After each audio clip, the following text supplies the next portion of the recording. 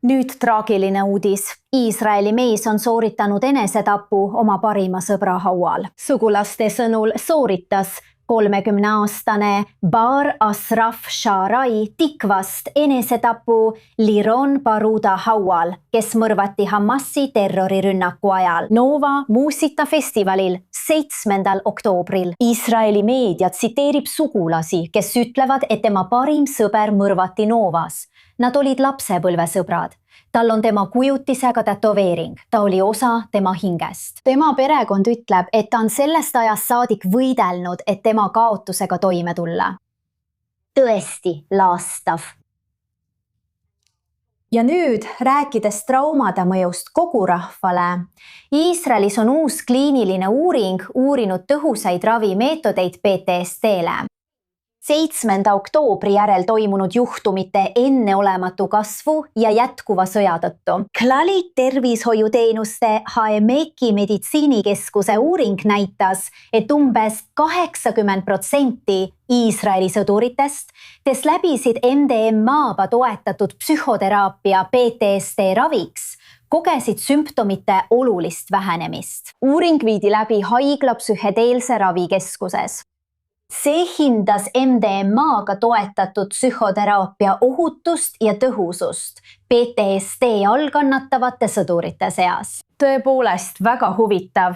Meil on hea meel tervitada doktor Alon Reshefit, Clalit Haemeki meditsiinikeskuse psühhiaatri osakonna juhataja ja uuringu peamine uurija, kes liitub meiega nüüd Sihron Jaakovist. Suur tänu teie aja eest! Pole üllatav, et PTSD diagnooside arv on alates 7. oktoobrist kasvanud umbes 70%. Rääkige meile lähemalt uuringust ja sellest, millised ravimeetodid praegu tõesti mõju avaldavad.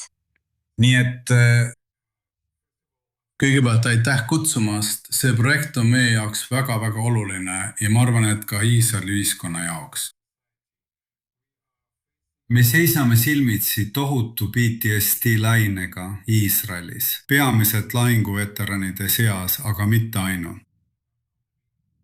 See on suur probleem nii Iisraeli ühiskonna kui ka vaimse tervise teenuste jaoks. Ja me oleme kuulnud sellest ravist, millel on erakordne edu PTSD ravis. Ja me otsustasime selle käsile võtta ja ära proovida. Ja meie numbrid, nagu te mainisite, on kooskõlas teiste maailmapaikade, USA ja paljude teiste riikide numbritega. Ja me näeme keskmiselt 80%, mis on omamoodi ennekuulmatu PTSD ravi puhul. 80% inimestest, kes kannatavad PTSD all, kaotavad justkui selle diagnoosi. Nad ei kannata enam. Pärast seda ravi, seda protokolli, ei vasta nad enam PTSD kriteeriumitena. See on suurepärane uudis ja sellel on tohutu potentsiaal selle kohutava häire ravimiseks. Ja anna meile siis aimu, arvestades psühhedeelseid aineid ümbritsevat vastuolulisust. Milline on meditsiiniline ja eetiline järelevalve? Mida sa oskad selle kohta öelda? Jah, kui me selle valdkonnaga tegelema hakkasime, olid meil omad mured.